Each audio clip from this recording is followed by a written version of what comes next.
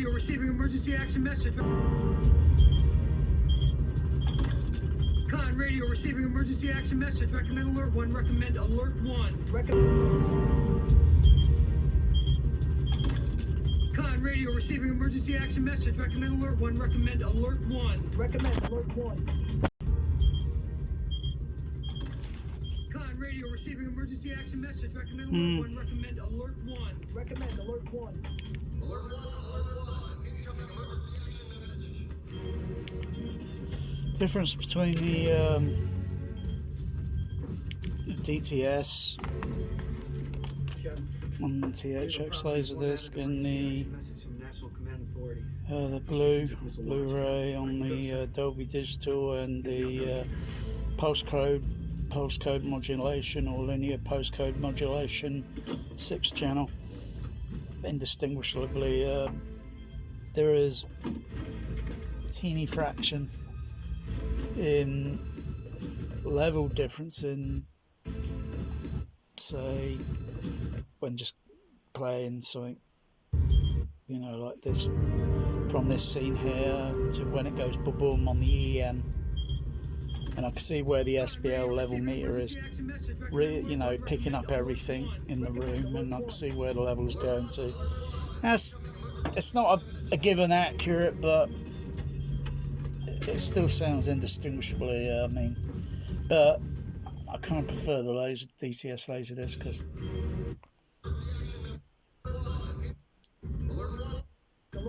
yeah, I mean, you could do that. You can do that with the, you know, the remote. You can't do that with the Blue. It's not that quick.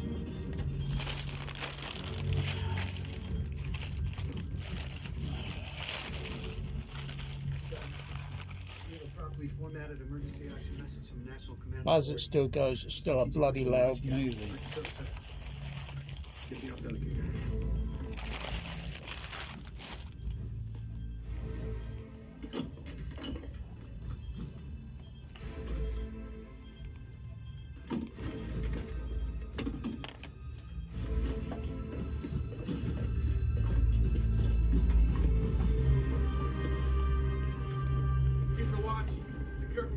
Torpedo. Man, battle station's missile for strategic launch. Secure from battle station's torpedo. Man, battle station's missile. Sir, request permission to authenticate. Permission granted, authenticate.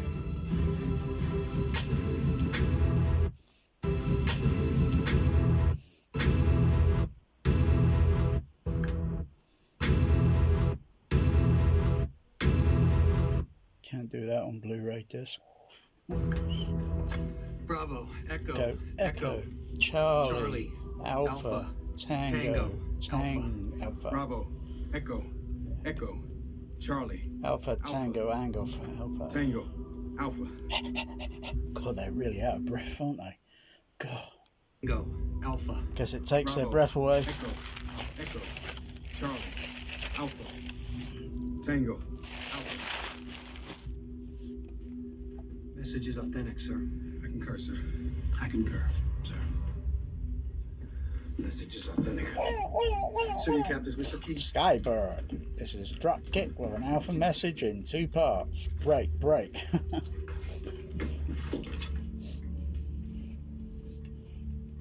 This is the captain.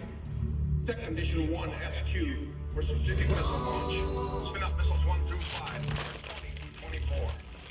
Release nuclear weapons has been authorized.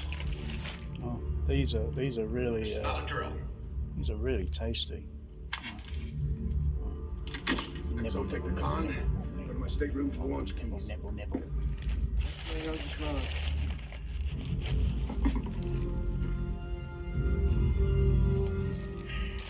Second edition 1 SQ for strategic missile launch. Spin up missiles 1 through 5, 20 through 24.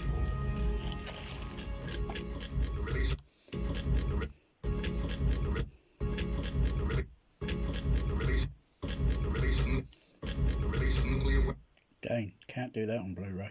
Has been authorized. This is the XO. Con weapons estimate. It's so cool with the linear code piece with the PCM. You know, on DTS and later, it just instantly locks. Whereas with AC3, You get about a 1.5 second delay, but still quicker than Blu-ray. And 4K, that's me with Atmos. When was the last time I even bothered to play Atmos?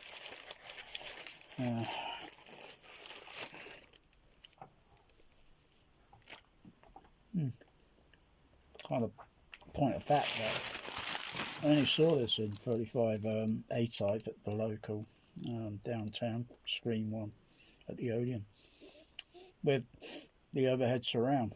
Yeah, guess you didn't hear that one coming. 1 SQ for strategic launches, 14 minutes, sir.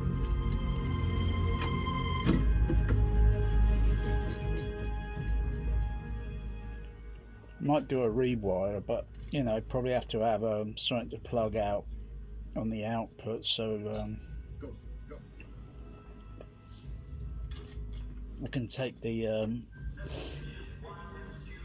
stereo, the regular stereo surround output, and then put it onto the overhead, so I can switch it in and sort of mimic UCI Tower Park, or maybe mimic the Odeon, but it's kind of a little bit difficult sort of thing, because with the movies, you know, playing back whether it be discrete or 424 matrix, I can still remember how the signature sound of, like, or how I kind of reacted to the sound, say like in The Abyss when Launched the Boy, and kind of as it comes towards and going off screen the boy, it kind of had this kind of circle-ish effect. Kind of made it think, wow, that was cool. Could there have been anything else connected to the cinema's CP50? Because that's what would have been was being used, the CP50. I saw that in a projection booth years ago when someone showed me, and the amplifiers that look similar to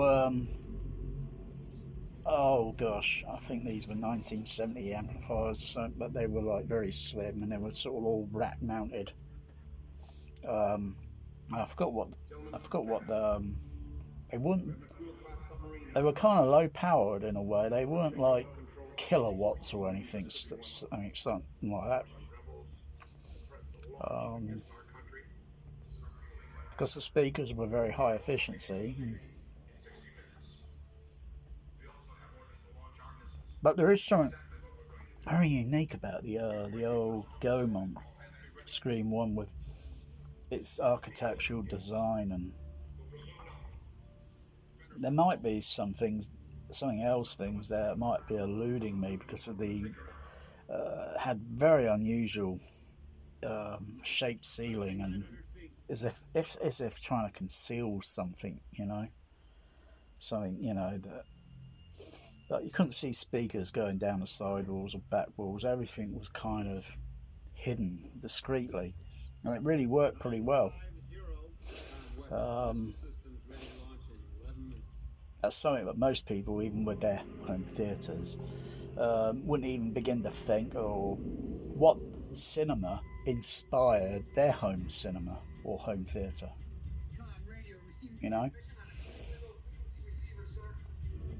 I mean,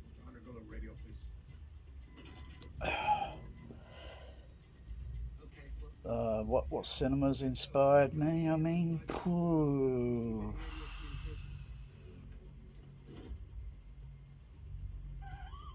probably the ABC, the first one, because I really like the look of the redesign. Even though the shell of the auditorium was pretty square, as it is now when everything's all torn down, you can see what's all behind everything, and the aesthetics of it when it was done in the I think in the early 70s or something, late 60s, early 70s. All the designs all look similar to other Odeon cinemas that had this curved design for 70mm use.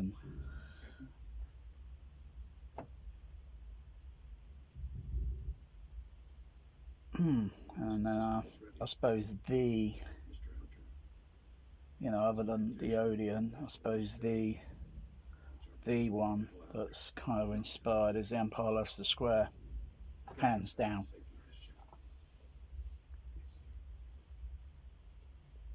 May I suggest that we float the buoy so we have enough cable that should give us enough reach. And their surround layout, they're concealing it, and you couldn't really see it like sticking out like a sore thumb, like most cinemas now with their Atmos dangling from the ceiling. Sometimes they're attached to the ceiling. Very few, far between, I would even say, that are flush mounted in the ceiling as well as in the walls, so you don't see any of them, so it looks invisible.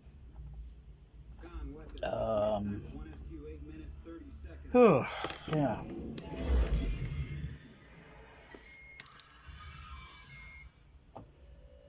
Wow, I like that sound pan, or the effect pan.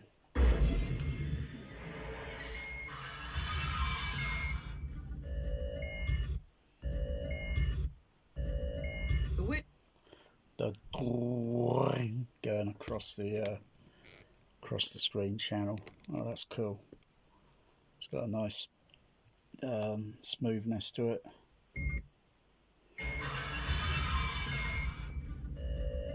The witch.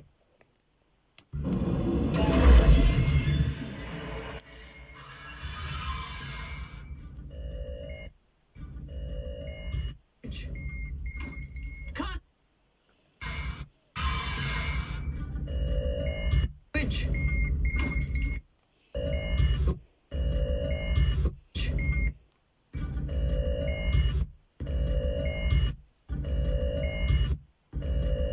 The witch. Con Sono, we have a sound short from the buoy witch. Stop the goddamn witch. When's your Wow. stop, sir? God damn it.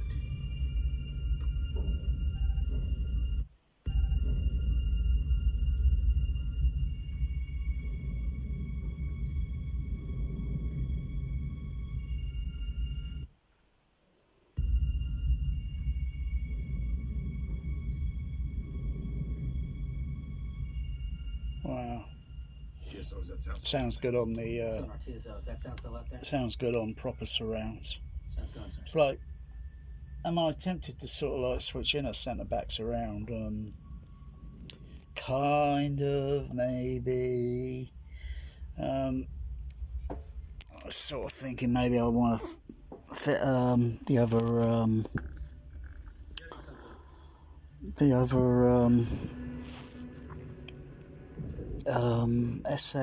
SA10 into the rack. Sort of maybe take this one out down here. That's from the side surround. Let's go for the back. So if I want to switch in a centre middle back surround, I can just switch it in that there.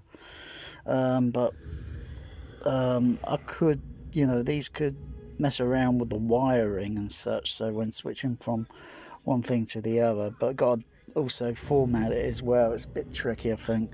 It's a bit easier with the other one because it's got a logic switching circuit. So if I want to switch in the backs around, but then that still then has to piggyback up to here. Makes it pretty complicated, but could switch it in up on the receiver there, and then just extract the centre phantom and so forth, as well as a little bit else, and then it just creates a stereo surround, back surround, or rather the sounds pan one speaker to the next, depending on the signaling and the vectoring and the frequency phase and all that, and it kind of circling sort of thing, from the side around the back.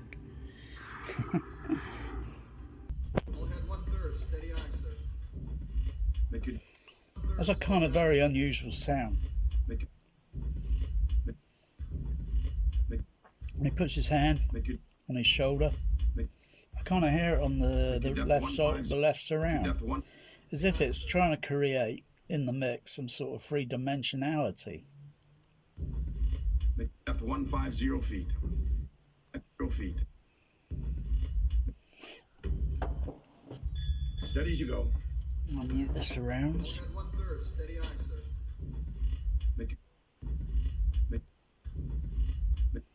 I heard that the sound there and on the shoulder sort of thing, on the, I think it's the center. Just mute the center and mute the right channel.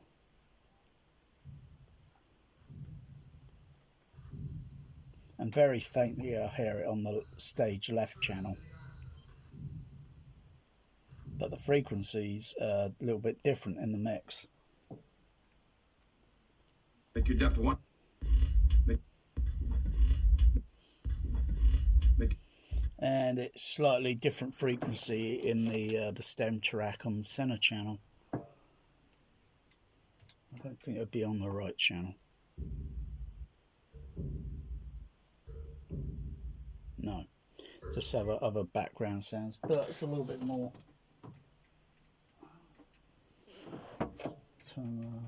Mute those, turn the surrounds on. So it really sounds totally like, turn it up on the fader.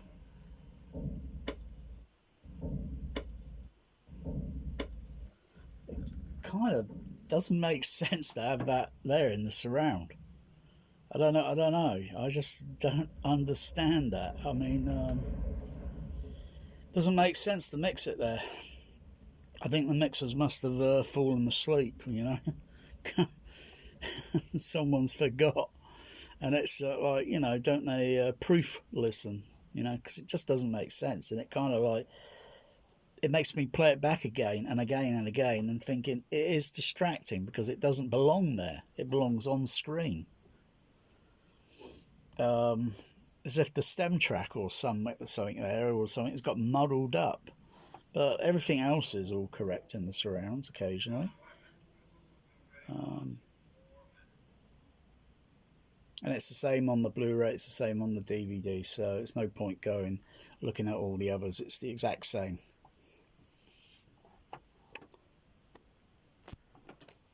There's a chance that by the time our missiles arrive, their silos could be empty because they're flown their birds and struck us first. Yes, sir. You know as well as I do that any launch order received without authentication is no order at all.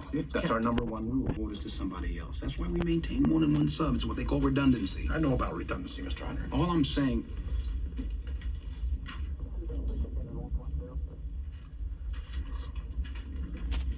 Feelings, hairs on the back of your neck, little devils or angels sitting on your shoulders. Captain. We're all very well aware of what our orders are and what those orders mean. They come down from our commander-in-chief. They contain no ambiguity. No ambiguity. Mr. Hunter, the decision. I'm captain. The decision. I'm captain. Mr. Hunter. Captain. Mr. Hunter, I've made a decision. I'm captain of this boat. Now shut the fuck up! Now shut the fuck up! Now shut the fuck up! Now shut the fuck up! Now shut the fuck up! Now shut the fuck up! Wow.